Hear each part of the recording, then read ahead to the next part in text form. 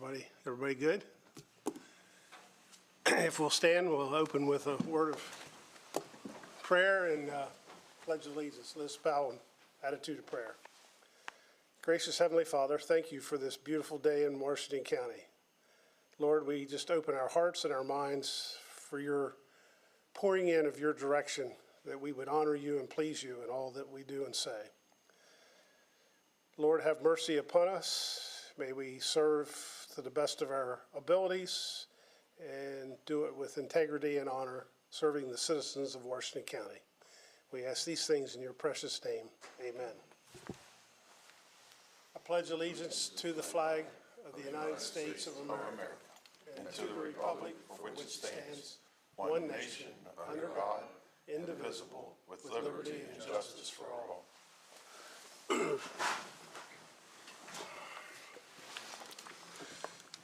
Good morning. At this time, we'll call our meeting to order for April 25th. And we have approval of two sets of minutes. I'll ask for the first approval for April 4th and then a second separate motion for the minutes of April the 18th. Comments or? Just one comment. I believe it was April 4th. I missed part of the meeting. Should I vote on or just abstain altogether? No rule on that. Any thought? The safest thing to do is just abstain. Okay. Motion to approve April 4th minutes. Second. Okay, motion is second. April 4th minutes. All in favor by saying aye. Aye. Opposed, Abstain. one abstention, 4 and 1. Okay, April the 18th. Motion to approve. Second. Okay, motion is second for approval. All in favor by saying aye. Aye. Aye. Opposed, same sign, 5-0. Thank you, gentlemen. Commissioners' reports and comments. Commissioner Harvey, you want to go first today? Okay, I will. Thank you, Mr. President. Last week, Commissioner Kiefer and I met with the Commission on Aging and had a good exchange, learned a little bit more about their operations, their challenges, their hopes, their aspirations, provided them some detailed questions about wanting more information about a couple of their programs and some of the data points so I could understand better what they're doing. Commissioner Klein and I were at a couple different events this week. One of them was the Interfaith Coalition's, not an opening, but a ribbon cutting for solar panels and renovations to their rescue house in Hancock, and Debbie Cohill and the board there and all the citizens that contribute is just another example of people pulling together with a common purpose and unity of effort to do good things for our community. Matter of fact, we see a lot of that every week across our county, and all of our commissioners are invited to a number of those types of things. And you know, we've got a lot of business openings or grand reopenings, and one that I was pleased to attend a few days ago was at the Premium Outlets, and that was the grand reopening at the outlets for the Overwatch, which is a thrift store that has moved to a much larger location at the corner of Premium Outlets.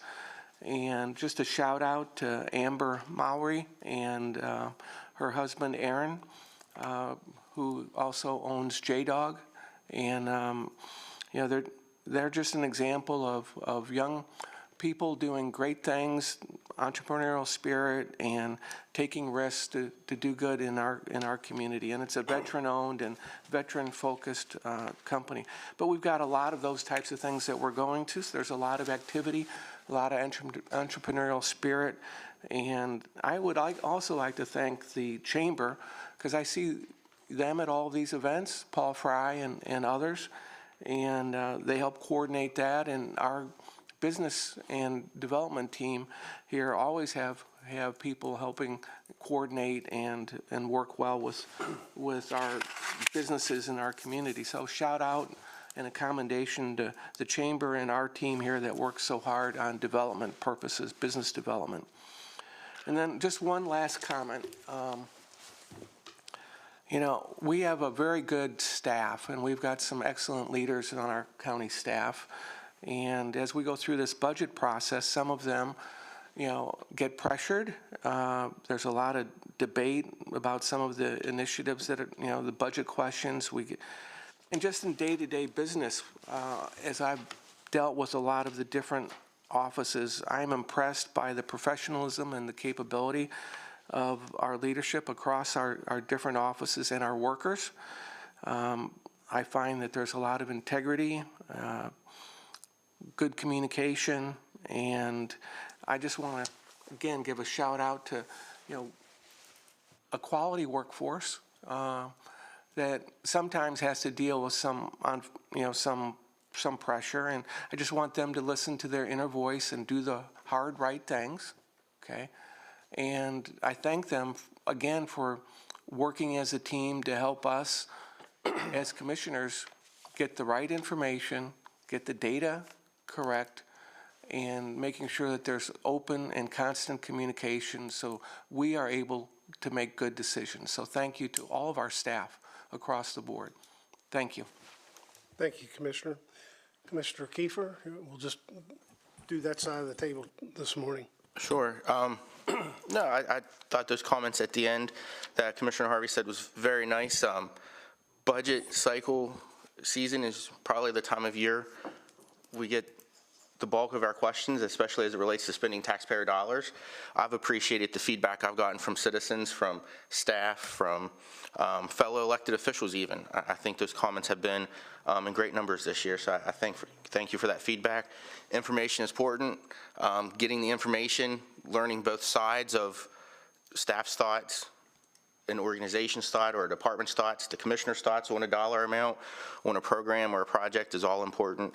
And maybe this is the geek inside of me, but I really appreciate diving in and getting to know those operations a little better in the area of county government that, quite honestly, I don't have the knowledge in or the experience. None of us do. We're not, I don't think anyone at this table is a water and sewer expert, but we have water and sewer experts. And learning that is always interesting. I learn something new every year. This is my 8th budget cycle, I believe. And you learn something new every year, and I really appreciate that. So thanks for everyone's hard work on our budget.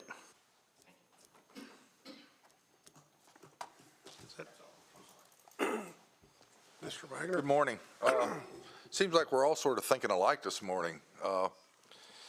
My comments were first to staff. I've reached out 4 times this week to staff, and they've been very obliging, real quick answers. So I thank staff for that. Commissioner Harvey was commenting on what's going on in Washington County. If you think there's not a lot going on, I think I think we've signed probably 30 proclamation and recognitions this week already. So that tells you they're all for new and opening adventures and entrepreneurs, businesses, and achievements by the community. So I've never signed that many. I mean, it's like just every day there's 10 laying there. So, we're all trying to get to as many as we can get to help show respect and honor the people who are receiving these. We do the best we can to get to all of them. And then last but not least, one of those was Scott's First Aid. It opened up, relocated, and had a re-grand opening. It's an interesting business. He supplies all kinds of medical equipment and training throughout the community and beyond the community. It's located across from Osborne Funeral Home on Conococheague Street in Williamsport. I forget the numbers, like 416 or something. Bing. Yeah, is that what it was? What a mind. But anyway, that's all I have. Thank you. Mr. Thank Klein? you. Yeah, I also agree with the comments about our staff. I appreciate it. I agree with how well and helpful, and just a little sidebar explanation. I was having trouble with my iPhone, so I know not to mess with it. So I took it up to Josh, and in less than 15 seconds, he solved it for me. So Josh, if you're listening, thank you very much. Always go to the expert for advice. I also attended Scott's First Aid on Friday. He's enlarging his location from our previous spot. Mr. Scott also is, I believe he's a volunteer at Clear Spring Ambulance, so he works in Montgomery County still, I believe, as a career EMS, so he does a lot for the community besides opening and expanding a business. I did attend an Arbor Day celebration down in Boonesboro at Schaefer Park on Sunday. They were planting some trees and cleaning the streams, and they also had a tree dedication for one of their Parks Committee, Environmental Committee's people who passed away, Bruce Schmidt. His wife was there, and they honored his memory and dedication to the town with the planting of a tree. That was a very solemn but sentimental occasion recognizing his efforts. And I also attended the event in Hancock with the solar energy event at the Good Samaritan House. Their estimates are that solar energy will pay for all the electric for that facility, which is a savings for that organization. And that concludes my report. Thank you, Commissioner Klein. And I did attend the airport part. I did, in the absence of Randy, I did attend the airport board. So that was quite an informing meeting as well. Thank you. Thank you, Commissioner Klein. It must be in the air or the water or the Kool-Aid or something, because likewise, I just find, particularly in the past week, it's all come together, the meeting with staff, their professionalism. And then I go to church on Sunday, and I know many of you probably get tired of, I brought Sunday's bulletin, and one of the things that highlighted says, to be kind is more important than to be right. Many times what people need is not a brilliant mind that speaks, but a special heart that listens.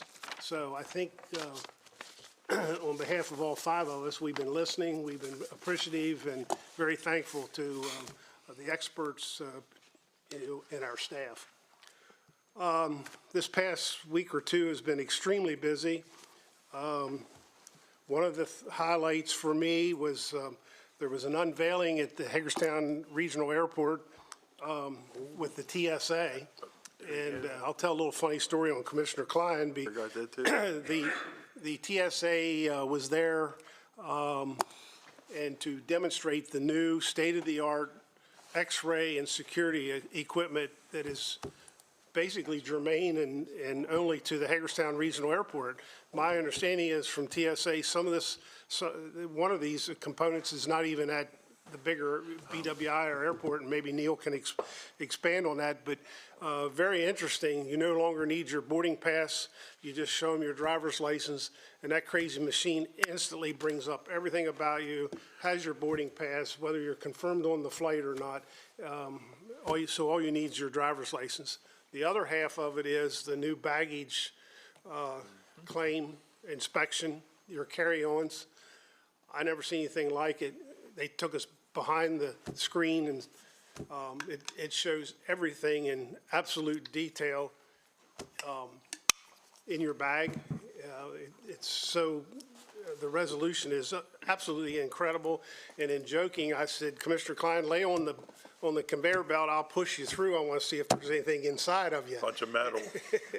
And the TSA people did kind of chuckle, and they thought that was funny. So One of the things that I may add to that, when they're looking at that baggage, they can see which item is under suspect. It's targeted. So the person inspecting the baggage can go directly to that area and not accidentally missing something. So it's a very technology oriented. and to think that Hagerstown Regional Airport has state-of-the-art equipment that even the bigger airports do not have at this point is rather phenomenal. And I think very heartwarming for us that fly in and out of Hagerstown, and we know our citizens are safe, and it just enhances our airport. Number of other things last week. Lieutenant Governor of Maryland was at Brooks House. She sat for an hour and a half and took questions and interacted with a number of folks from our community.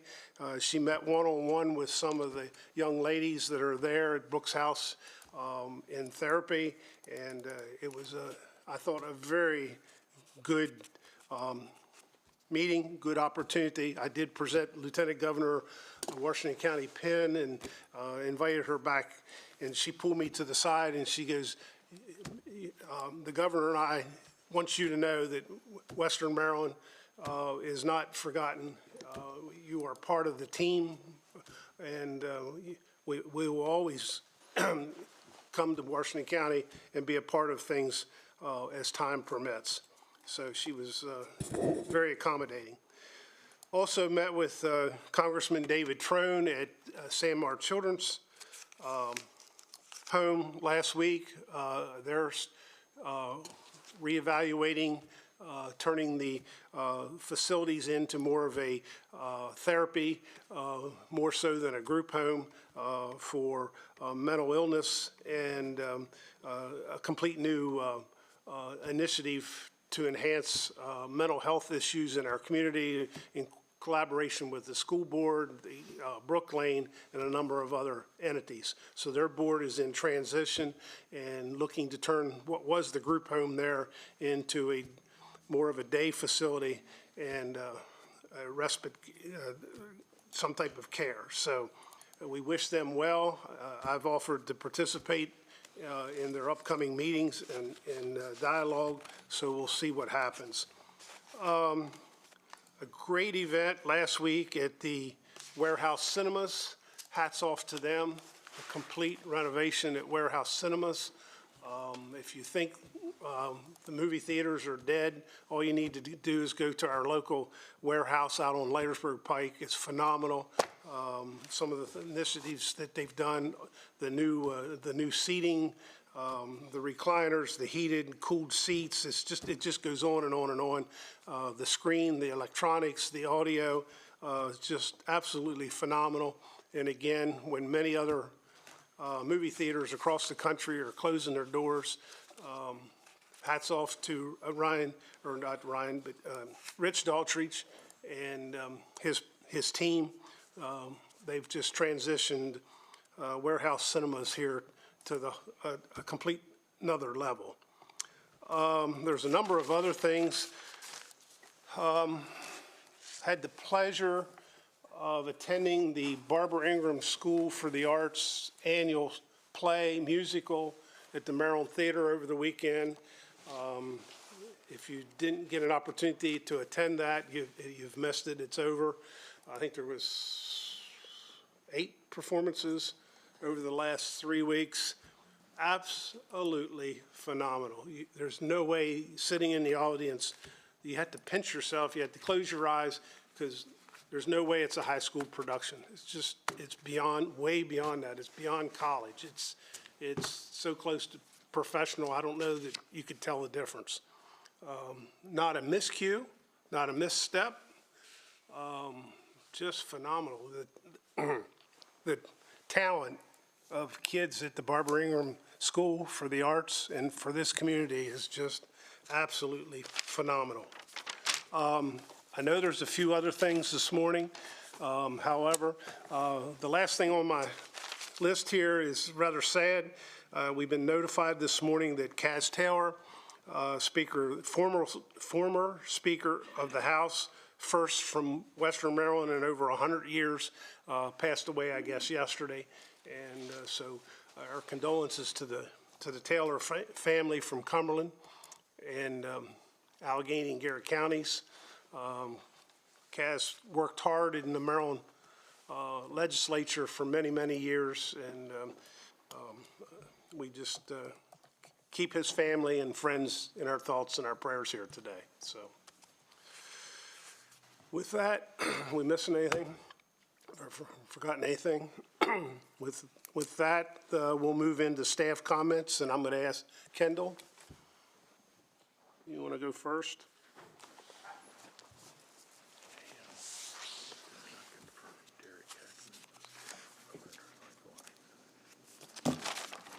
Good morning, Commissioners.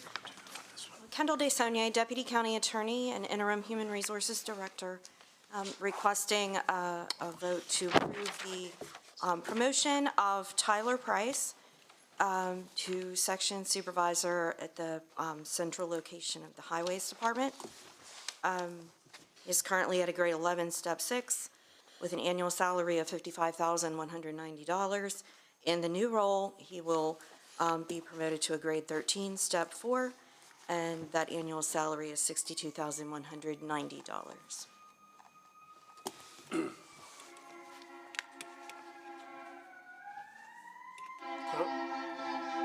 That's Tyler's family riding. Motion to approve. Okay, motion and second to approve as submitted. All in favor by saying aye. Aye. Opposed, same sign. Thank you. Thank you, Commissioners. Thank you.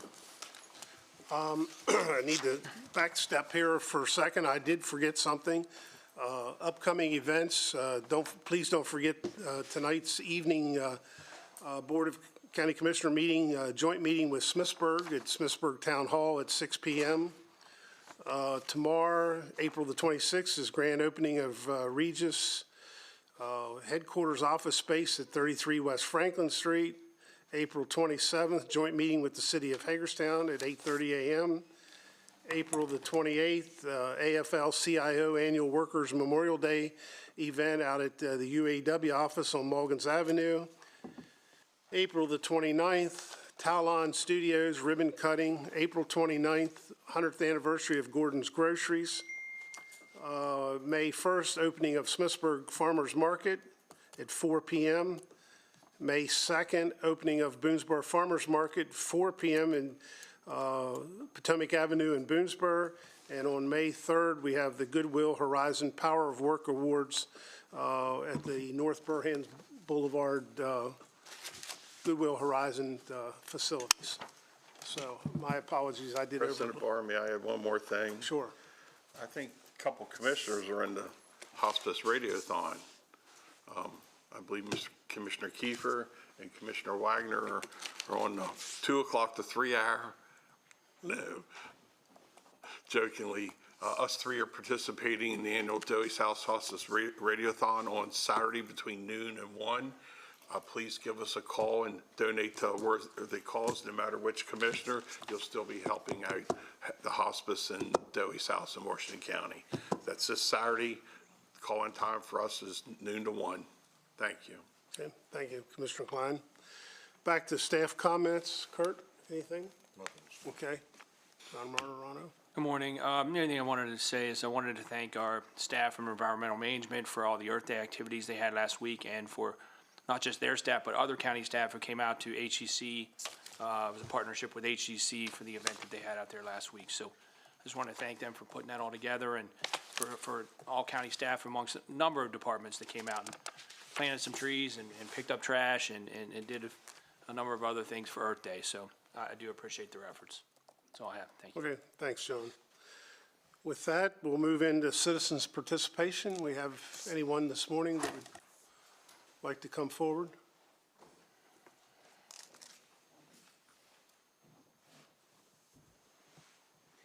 Good morning, ma'am. If you'd give us your name and address for the record, please.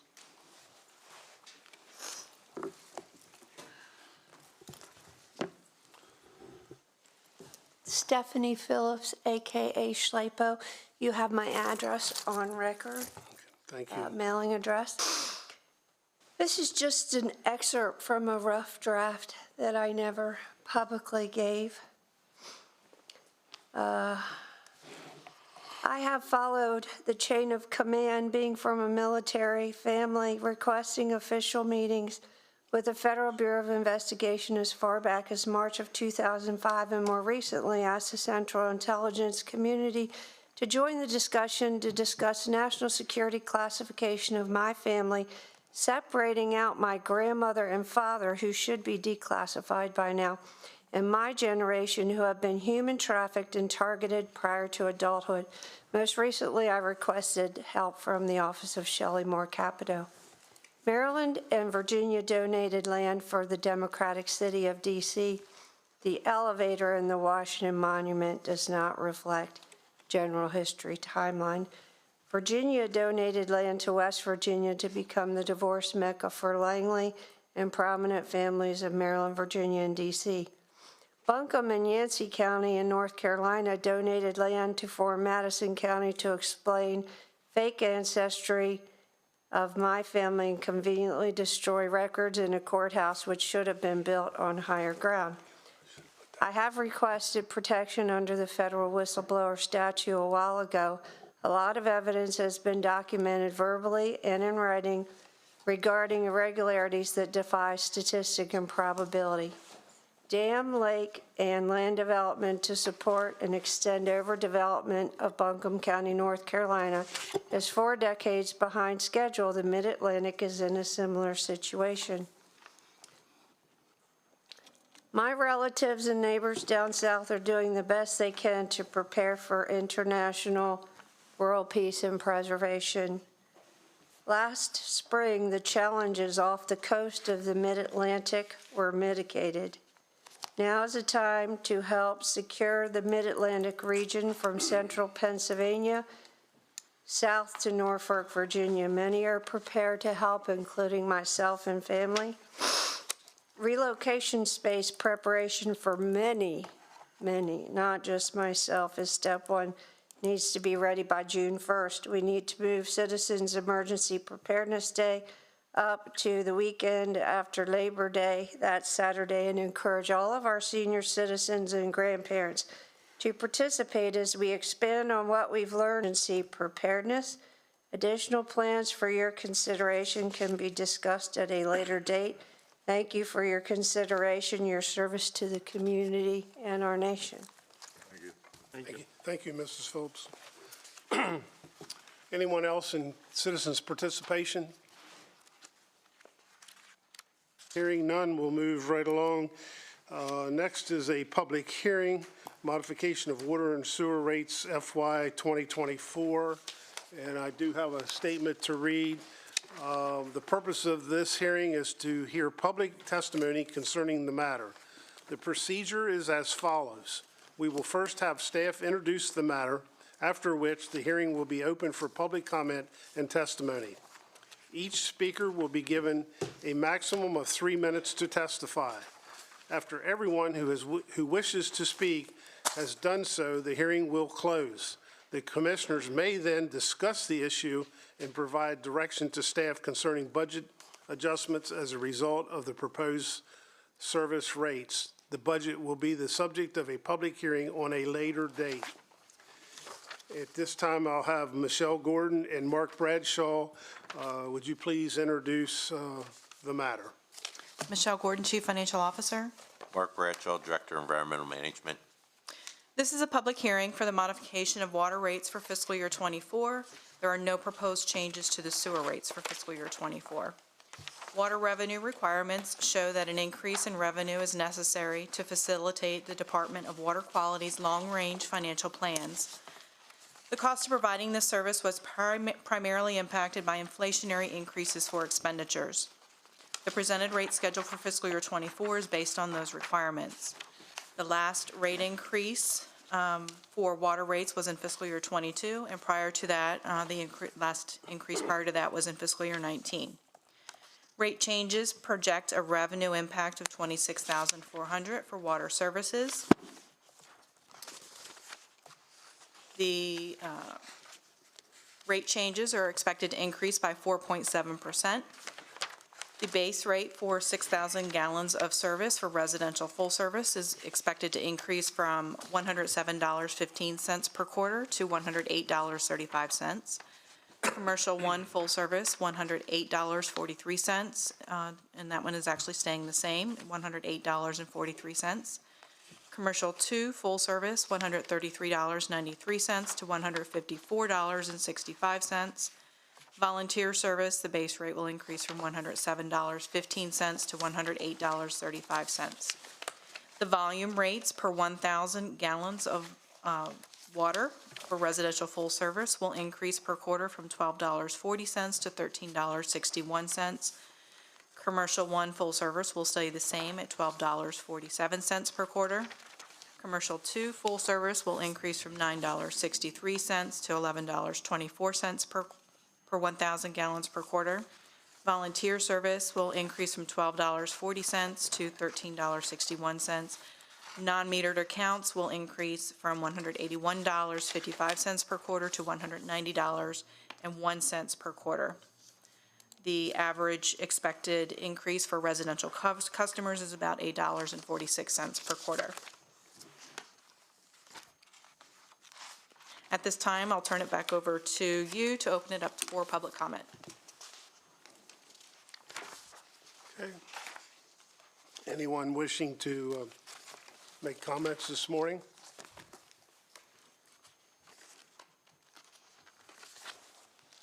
The hearing is now open for public comment.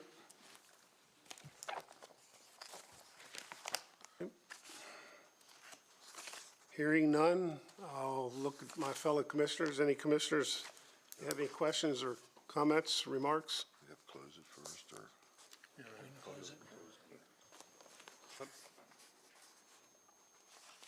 At this point, I'll go ahead and close the public hearing. Thank you. Okay. Thank you very much.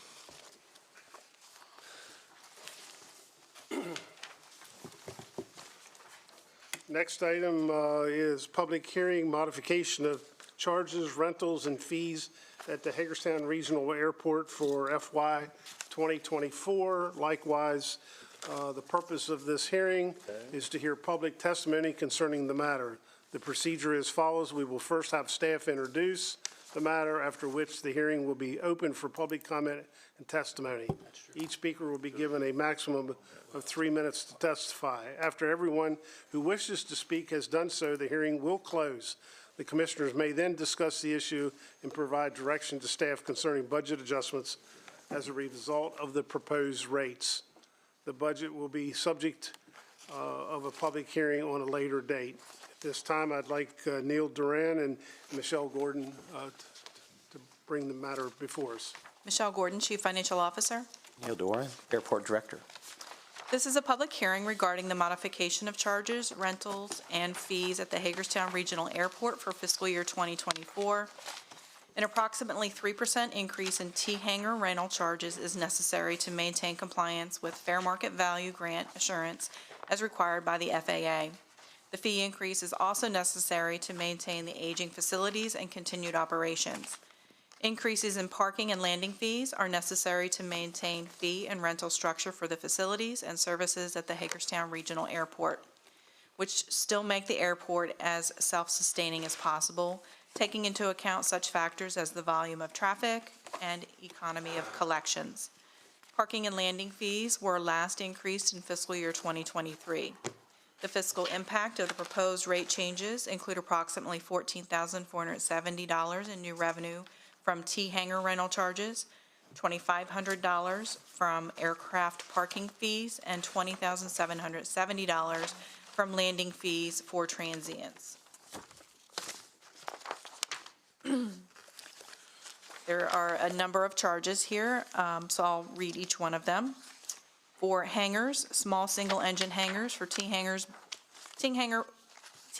buildings 8, 10, 12, 11, and 12, the current rate is $283 per month. It will increase to $291 per month. T-hangar buildings 6 and 7 will increase from $268 to $276 per month. Old T-hangars with paved floor will increase from $186 to $192 per month. Old T-hangars with stone floor will increase from $169 to $174 per month. T-hangar 2J will increase from $159 to $164 per month. Large multi-engine hangars, T-hangar building 4-B, $1,062 to $1,094 per month. T-hangar buildings 8 and 9, $354 to $365 per month. T-hangar building 7, $338 to $348 per month. T-hangar 2A, $531 to $547 per month.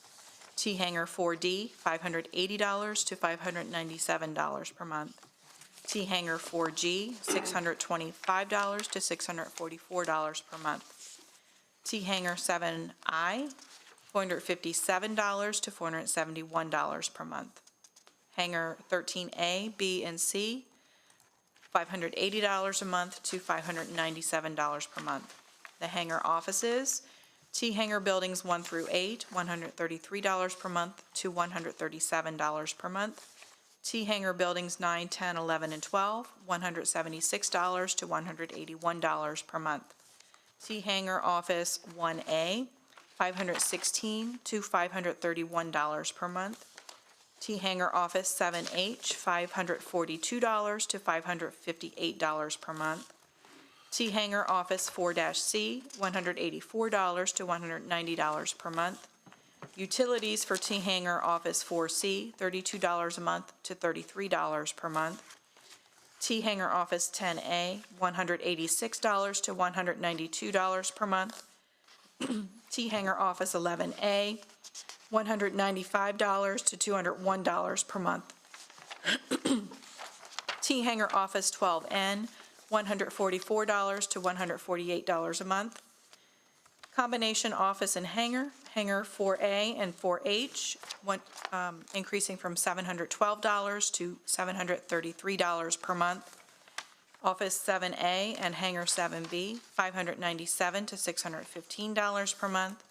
Office 8-8 and Hangar 8-7, $663 to $683 per month. Office 9N and Hangar 9M, $652 to $672 per month. Commercial Office 8L, $199 to $205 per month. Corporate hangars are separate lease agreements and negotiated, not subject to the fee schedule. And then on the second page, the monthly aircraft tie-down and ramp parking fees. Monthly rate for grass would increase from $66 to $69. Single engine piston, $95 to $99. Twin engine piston, $141 to $145. The turboprop, small jet, medium jet, and large aircraft will no longer have a flat fee. They will be negotiated by the airport director.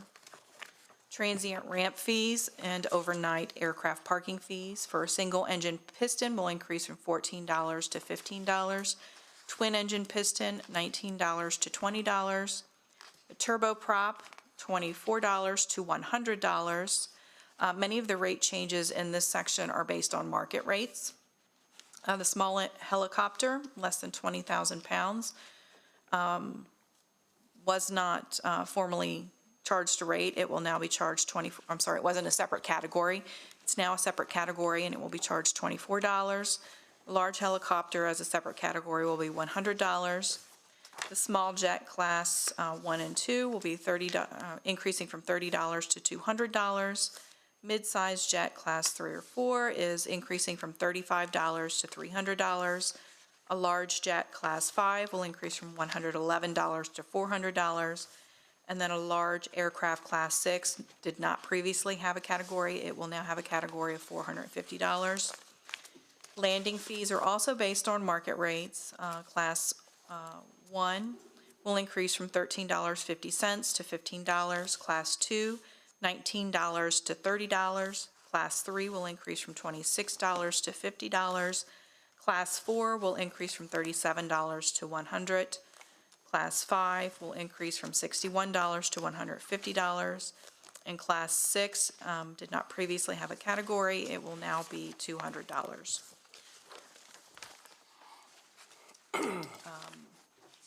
I do have Neil Doran here if he'd like to add anything to that. Otherwise, we'll turn it back over to the commission to open it up for public comment. I say you gotta do public comment before we can Right, ask questions. yeah. Exactly, yes. Neil, you have any comments or thoughts? Just a section on the, excuse me, the transient ramp fees, that refers to like our firehouse apron adjacent to our terminal on, excuse me, those rare occasions where we can park aircraft there. It does not refer to the ramp fee folks pay at the FBO, that's separate. And we have discussed these rates and fees both with the FBO and our line as well. Okay. With that, I'll open it to the public. Anyone wishing to speak here this morning? Hearing none, I'll bring it back and open it to the commissioners before I close it. I had one question for you and one question for Neil. Is this, I know does most of the military use the FBO, which they wouldn't get charged for? They use us, which we charge them for. Do we park any military or charge landing fees for military? We don't. Locally based aircraft federal aircraft, state aircraft, and military aircraft. Are exempt. And are exempt, as are aircraft under 6,500 pounds maximum gross takeoff weight. Yeah, because I know we have a lot of military in and out, and I don't know if we should have charged them or not. That's why I asked. We're not in the habit of doing that. Any other comments? Neil, I have a couple questions. I guess first and foremost, I know that, having attended the Legion conferences in the past, and before I go with that, thank you. I understand you were there all last week, and trust all went well with Allegiant and the interaction and that sort of thing. With that said, how does any of these increases affect Allegiant? Are they aware of them? Are they concerned, or? Yes, they are aware. They're not concerned. It was reported that our cost per enplanement for Allegiant was 8th lowest among their 125 cities that they serve. They're in agreement that our operating agreement can be reopened and updated, and they're aware of this adjustment on the landing fee to $200 and supportive of it. Very good. I had another question I done forgotten. Maybe it was about running Jeff through the x-ray machine. I think they give up on that. And the classifications and the landing fee, just based upon the classes, it places us about where we need to be with our peer airports, such as Salisbury, Maryland, is a commercial service airport similar to us. We had a rate increase last year, right? We did, but the highest level of the landing fee was always driven by what we charged Allegiant. But really, when we look at it, it's usually a rate per 1,000 pounds. And it was like, in the case of an Airbus 320, like 34 cents per 1,000 pounds. And really, we should be getting up over $2 for an airport of our size. BWI will be getting $6 or $8 per 1,000 pounds, for some perspective. Just another question, I guess. I know that probably not Lifeline, but there's 2 helicopters that are based in hangars over near or on the Ryder Jet Center. Do they have to pay when they go in and out? They don't pay landing fees. No, they would be a based aircraft. Okay. As far as any handling fees or things that are paid separately to the FBO, I can't really comment on that. I'm not sure. But no, landing fees are not applicable to locally based aircraft, including those helicopters. Okay. This is mostly for commercial aircraft that are passing through transients, revenue-producing flights. Okay. Any other questions or comments?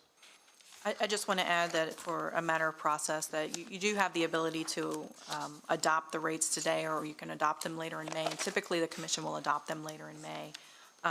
We typically do that after the public hearing because it does give the public one more opportunity to speak about the rate increases that are being proposed for both, airport and for water and sewer. They do need to be adopted prior to the adoption of the budget. That only gives us, what, one more shot at it, one more week at it for the, yeah. And we are returning from our discussions with Allegiant, and I hope to be able to get the paperwork with them done so a potential change in rates could begin July 1st. Thoughts, comments? So if we don't approve them today, we have to approve them at our next meeting prior to our budget. Prior to the adoption of the budget, we would need to approve it. So the public hearing for the budget is on May the 9th. We would then have a meeting after that to adopt the budget, and they would need to be adopted prior to adopting the budget. Right. So the budgets for these two departments are based on the increase of these rates, so. Correct. So you could vote to adopt the rates today, but obviously the individual budgets for those departments are part of the overall budget that will be subject to the public hearing on May 9th. So ultimately, as Michelle said, you'll have to adopt these rates prior to adopting the entire budget because their budgets include these rate increases. Okay. Pleasure of the commissioners. You want to do it today, or you want to wait till first thing in the meeting on May 9th? I have a question for Kirk. For full transparency, I have a hangar. Should I stay out of this? But since he raised the prices, maybe no one would care. It's not affecting you any differently than it would any other member of the general public. Okay. so I could vote on it. Yeah, you need to close the public hearing. Yeah, okay. Well, we were still making comments and questions and that sort of thing, so any other comments or questions?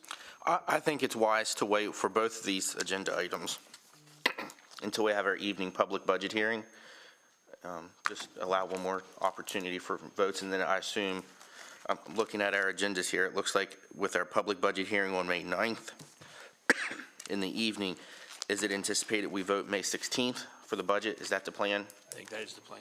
So we could vote on this May 16th? Yeah, prior to Right, adopting the overall budget. Early in the meeting. Right. Right. That was- Everyone good with that? Okay. With that, I will, at this point, the public hearing is now concluded. Thanks for your comments, questions, and concerns, and this will be addressed on the 16th. Thank you.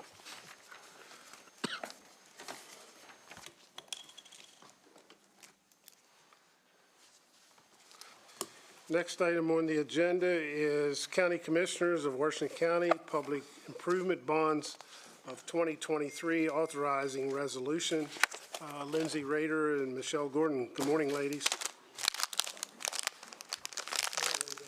Good morning, all. Michelle Gordon, Chief Financial Officer. Lindsay Rader, Funk and Bolton Bond Counsel to the county. Yep. Okay. Before you this morning, we have an authorizing resolution that allows the county to issue up to $15,100,000 of its general obligation public improvement bonds of 2023. These bonds are authorized to finance certain infrastructure, public safety, educational, and environmental projects. As is the county's custom for general obligation bonds of this nature, you're going to sell them, if you approve the resolution, by public sale at competitive bid, which means we establish a date and time for the sale. We circulate a couple weeks prior to the sale a disclosure document known as the preliminary official statement, which includes demographic, financial, economic, and other information regarding the county, including a copy of its FY 2022 audited financial statements. On the date of sale, bidders bid by electronic bids only, and the bidders are investment banking firms, to purchase all of the bonds at a price of 100% or more of the aggregate principal amount of the bonds. Now, the county wants to end up with $15,100,000 in hand to pay for these project costs, plus the amount necessary to cover what's known as the underwriter's discount, which is the amount payable to the winning bidder for the bonds.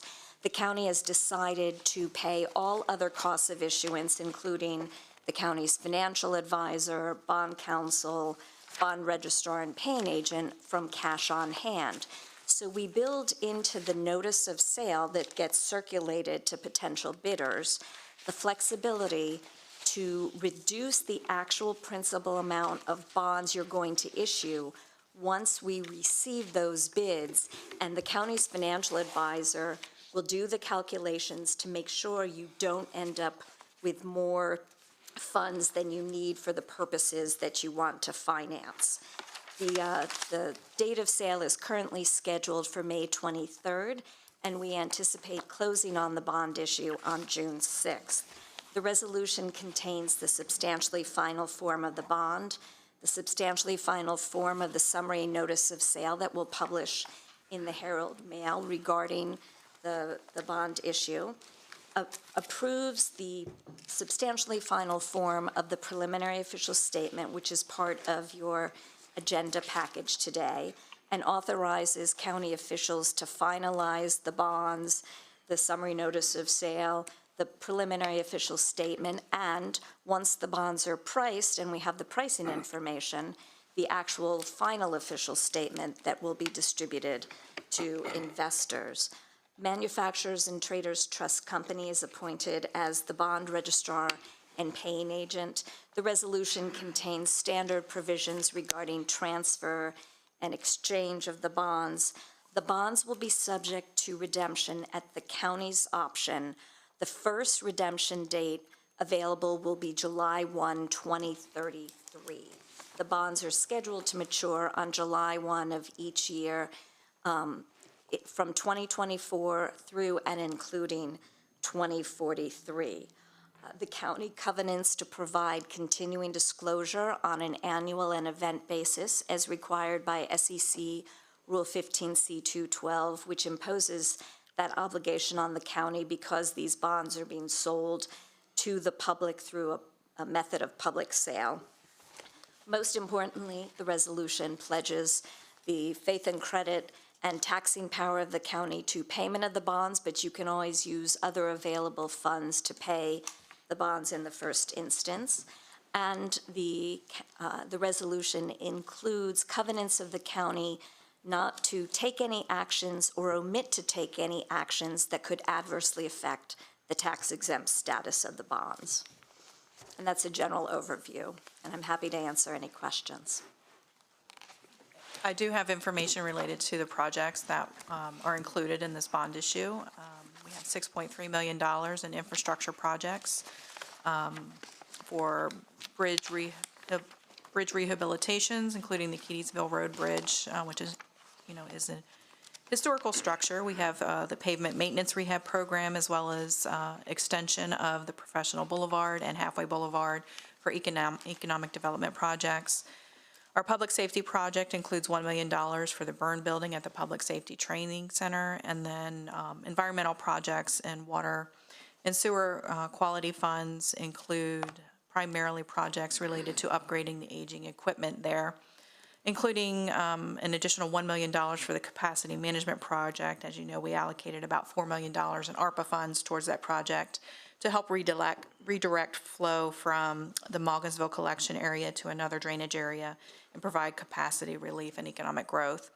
And then lastly, for education, we have $4.6 million, including $3.6 million for the Board of Ed for their capital maintenance program, for roof replacements, boilers, electrical work, things like that.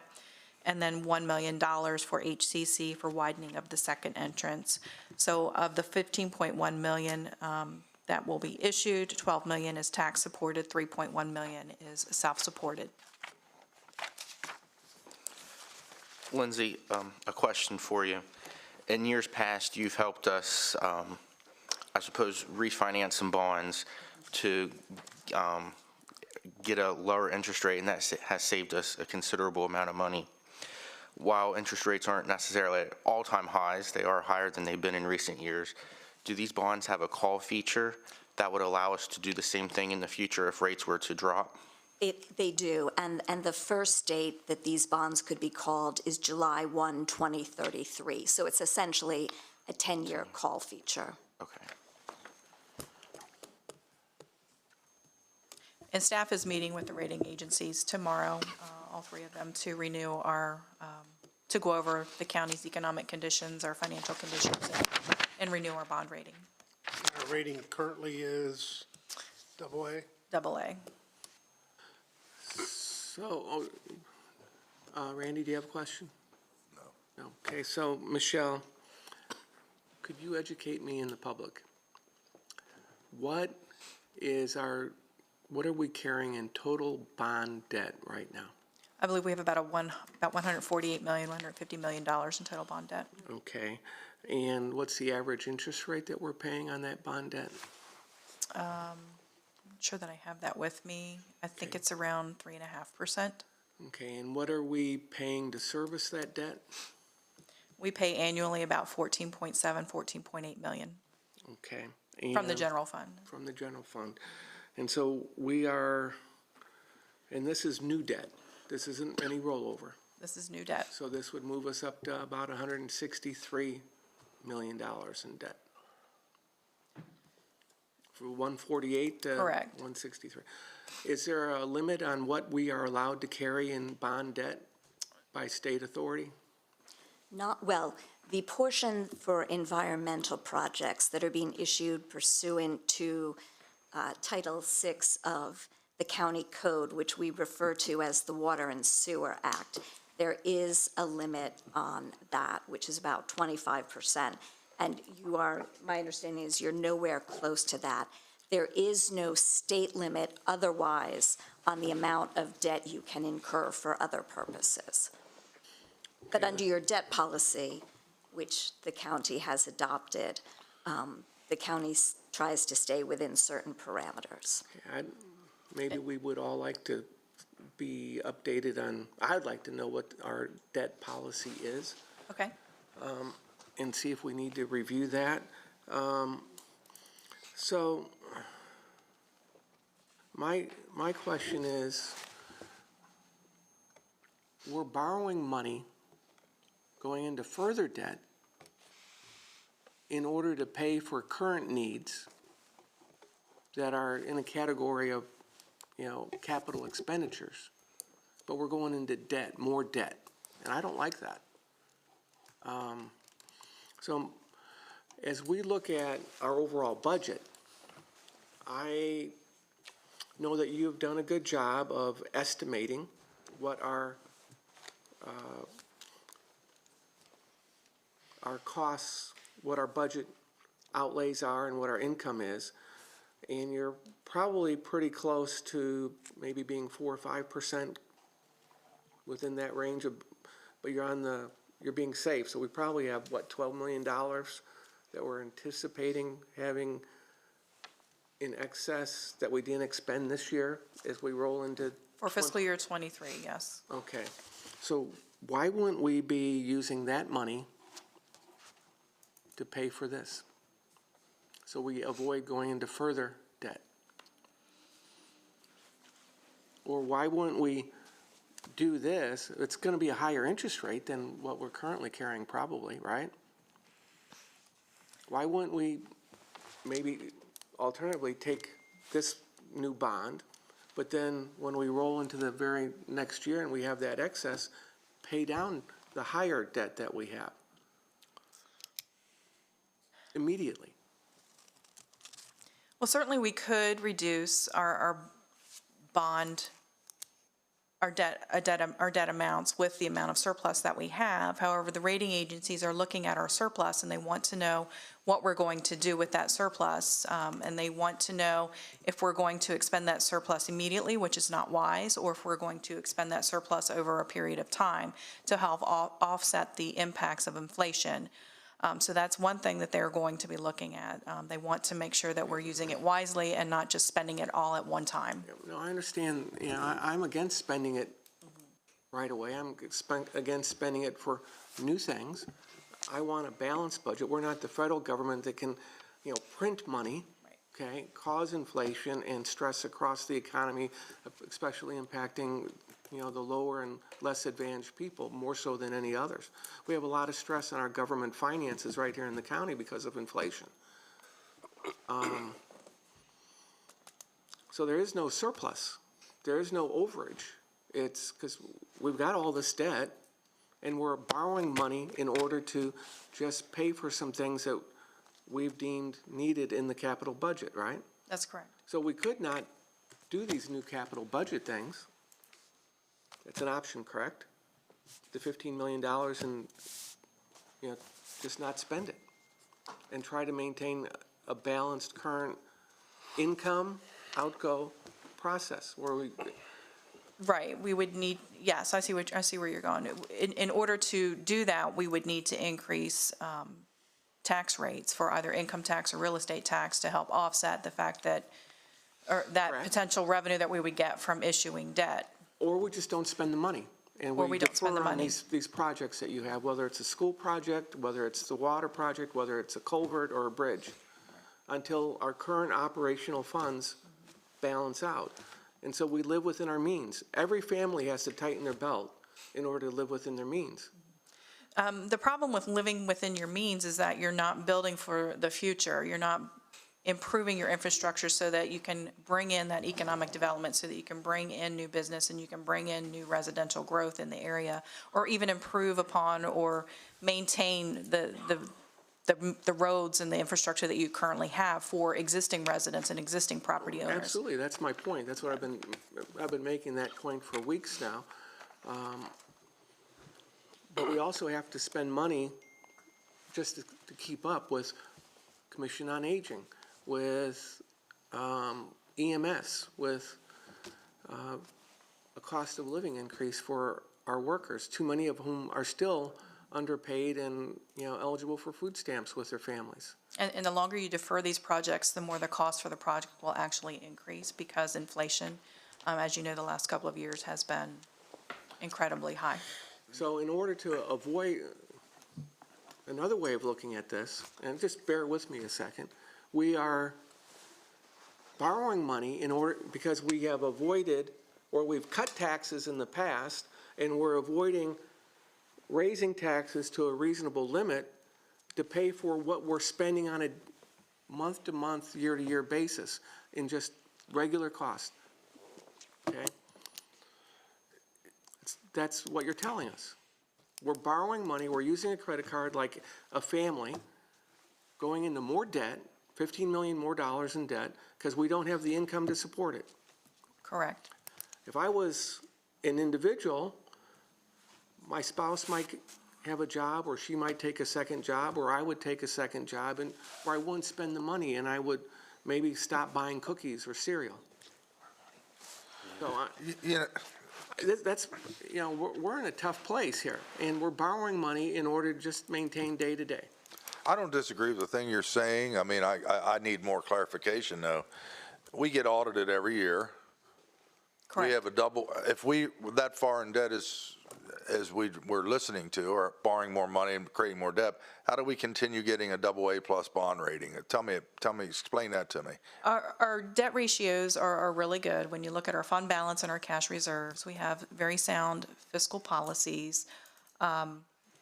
Our cash reserves right now are 22 to 23%, where our target is only 17%. Same for our fund balance. It's around 22%, and our target for our fund balance as a percent of our cash reserves is also around 17%. So we have very good fiscal policies, very good fiscal management policies. And what we've done in the past to offset reductions in income or uncertainty in the economy is defer these projects. And unfortunately, you can only defer these projects for so long before it gets to a point where you need to do them, or else you're going to have huge potholes, or you're going to have schools without air conditioning, or schools that have major leaks in their roofs. So you can only defer the projects for so long before you need to either increase your revenue or find an alternate revenue source, which would be a bond issue. So if you kept growing, what's our percentage every year of growing with this debt? I don't know what it would be, but. I'd have to pull that information for you. I don't think it's growing considerably every year because we do have debt dropping off as new debt is coming on. At what point does it hurt our credit rating? It would hurt our credit rating when it got to a point where our revenues as a percent of our fund balance, or revenues as a percent of our cash reserves, were below that 17%, and right now they are not.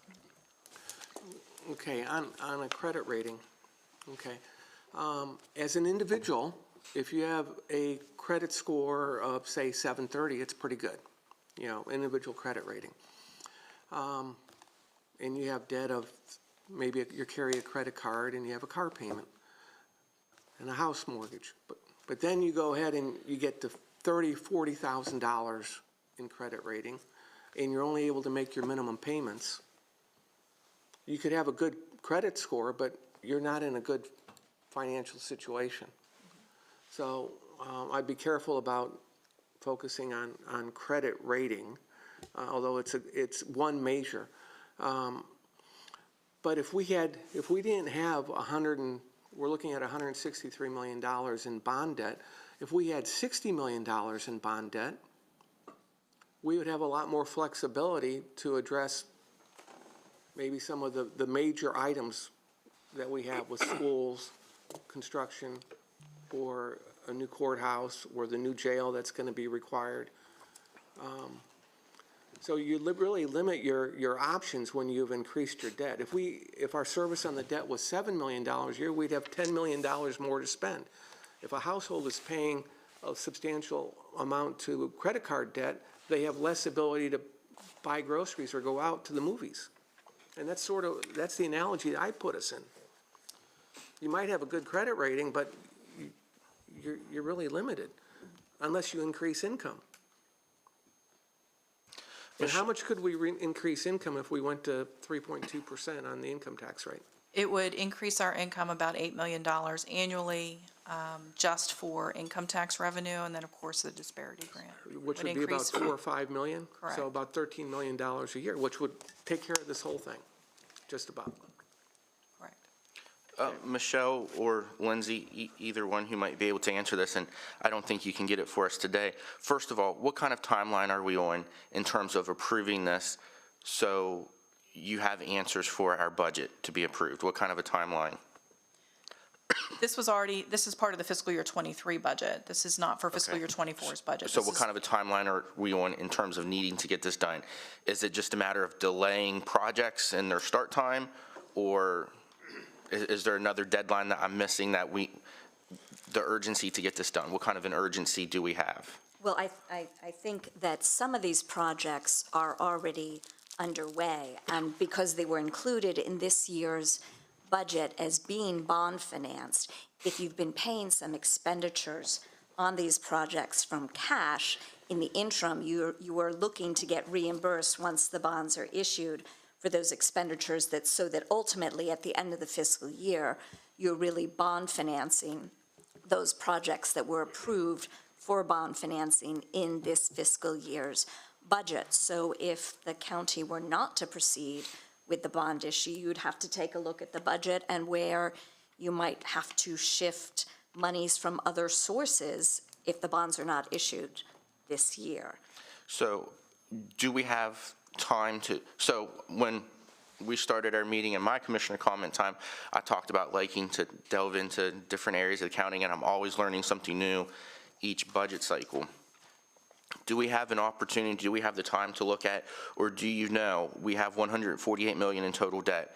How does that compare to another county of our general size, of our general population, of our general wealth? Is there a way to measure that, to see $148 million is a lot of money compared to what? I'd like to know of a comparison, if you can get that for us, either one of you. I'm proud to be a fiscal conservative, and I think I've advocated for restraint in spending. Government has a purpose, government doesn't have a purpose in some areas. Borrowing money isn't necessarily a bad thing. I think most people wouldn't have a home if they didn't have a mortgage. It's wise that that person spends within their limit, and their ability to pay that mortgage is reasonable for their income level. It's reasonable for what they can afford. Borrowing money isn't necessarily a bad thing. There is comparisons that I think that's good that can be made between a credit rating and a credit score, but I guess maybe a big difference is an individual has a lifespan where they would have to pay off their debt by the time that they retire, or hopefully, I guess that's the goal, where an entity like a county government or a government entity lives on in perpetuity. So you don't have that time frame of a lifespan in order to pay that debt off and work your life to pay your mortgage off so you can retire. It's different. So in that respect, it's different. So I guess what I'm asking for is could I get some comparisons to see $148 million? I've been told by past CFOs that by us staying within $12 million of $12 million of tax-supported debt, is that correct? $12 million of borrowings for tax-supported, that is a conservative number for us. Can we verify that? We have a new CFO. Is there a way we can verify that? I could get you history for the county's debt balances as well as comparisons to other counties, as far as a comparison for debt affordability. Based on a worst-case scenario, the county could actually issue $14 million in tax-supported debt, and we would be able to afford that. Based on a normal economy, which is, kind of what we're in right now, we would be able to issue about $16 million in debt. So we're still well below what we're. Aren't we given a range from low to high where we can still maintain our bond rating, be Correct. able to afford it, and our Right. range all It's actually $14 to $18 million would be our range, and we're at $12 million. We're still well below the range of what would be affordable based on all of the factors that are looked at for Washington County. But I can definitely get you that history so that you have it for your information. And Lindsay, is this something you could also, I'd like to compare your information. Do you have any access to information to? I think that we would have to ask the county's financial advisor. That's more within their wheelhouse than my wheelhouse as bond counsel to provide access or to obtain that type of information. This is where I say I don't do the numbers so much. So Michelle, as a practical matter, if you're going to develop a definition of affordability, it depends on what criteria and the values that you look at that. If I'm a young person and I want that Porsche, I can rationalize spending $750 a month and say it's affordable, and I've put it in my budget, but it impacts opportunity costs for other things. I might not be able to go out at night, go to movies, I maybe have to live in a small one-bedroom apartment or something. So the opportunity cost of the debt, it's not servicing that, it's not 12 million a year, it's 16.5 million about. Right. Okay. And that's. Well, that's it's actually about 14.86. Okay, well, we're getting closer to 16 million, I guess, if we do this. That's $16 million we don't have. Spend on things today, because we're paying off a credit card debt. Correct. And it's, I understand the analogy that, we live in perpetuity here, but it's. Actually, I believe our annual debt payment has decreased over the last few years, but once I get that history, we'll be able to show you that it has decreased slightly. Not a lot, but it has decreased some. But you understand my concerns. I do. And I'm also going through this in order to help educate the people that are watching here, okay, that, money doesn't grow on trees. The programs can't be funded if we don't have money. We're going to borrow money to fund some of these things. We got a lot of demands for our current operational budget, but also for capital investments for a lot of things that are going to go over the next few years. And you just mentioned that, we could be bringing in $14 million more in just on the income tax side with the disparity grant impact. Correct. And not to, I don't want to change the subject here, but of the 14.6 or 14.7 million in annual debt service that we have, about 4.6 million of that is for education projects. Right. For the Board of Ed. Yeah, that's a good point. That's another thing. That's on top of the $109 million that we Correct. currently have budgeted there. Is there another number that's also that we're paying for them that would get that number up to about $10 million over the budget? Yes, the amount that we have allocated in the capital outlay fund. Right, Of okay. about So it's not just the 5.5 million. $109 million, it's almost $10.5 million. So we're really getting closer to $120 million. Correct, with our capital projects that we Correct, okay. fund for them. That's good for the public to understand. Thank you so much. Interesting discussion. I'd like to make a motion to approve the resolution. Okay. Motion and second to present the resolution as presented. Any further questions or comments? Hearing none, I'll call for the vote. All in favor by saying aye. Aye. Opposed, same sign. Yes, aye. Okay, I support the resolution. okay, So it's right, 4-1. right, So just to clarify, was that 4-1? yes. Okay, thanks. Thank you. Thank you all. Okay, next item is presentation of the Board of Education's FY 2023 SB 291 pass-through grant application for school construction projects. Jeff Brew, good morning. Morning, Commissioners. Jeff Brew, Chief Operating Officer, Washington County Public Schools. The matter before you this morning is to gain your approval on a grant application to the Interagency Commission on School Construction. In the 2022 General Assembly session, pass-through grants were approved by the General Assembly under Senate Bill 291 to provide additional capital funds to school systems. These do not require a county match. These are free dollars to each of the school systems allocated by the state.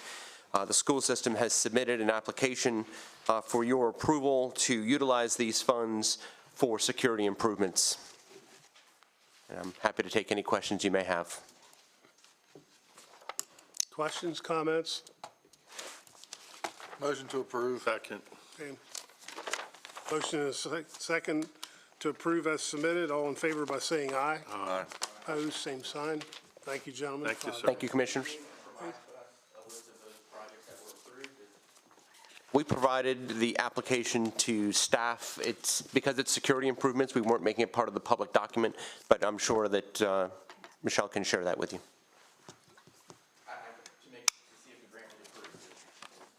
Oh, right, once we get that approved from the ISE, we'll share that with you. Good. Thank you. Okay, thanks, Jeff. You're welcome. Okay, next item, FY '24 Appalachian Regional Commission, ARC, preliminary project description, review, and ranking. Susan Buchanan, good morning.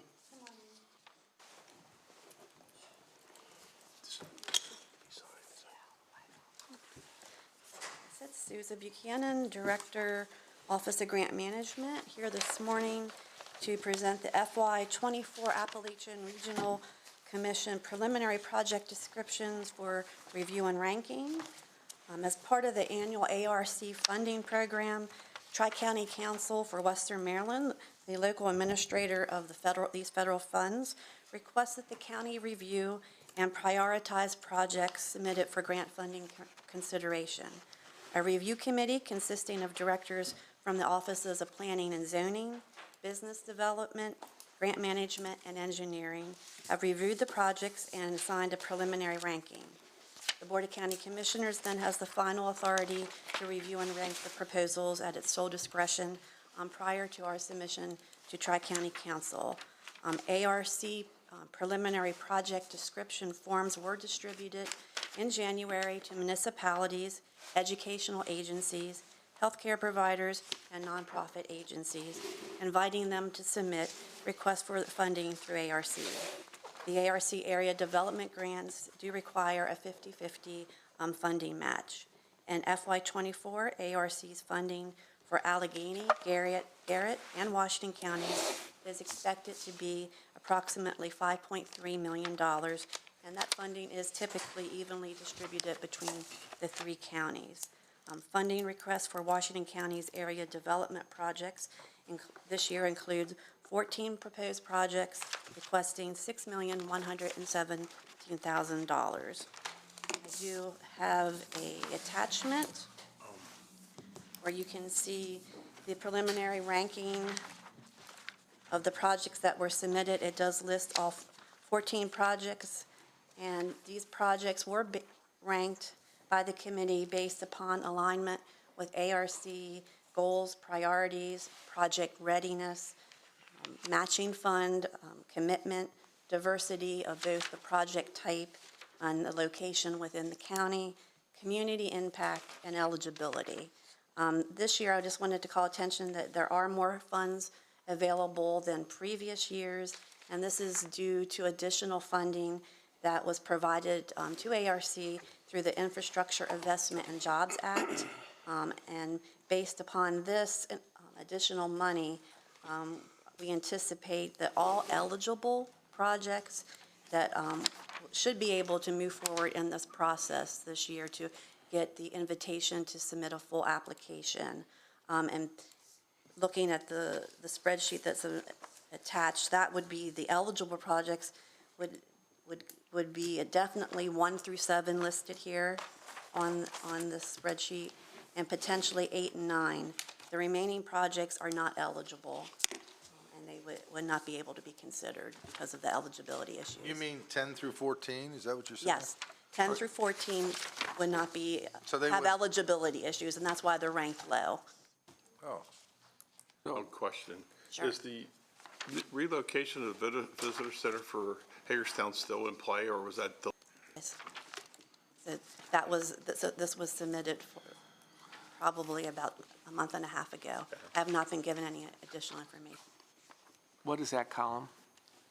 That column would be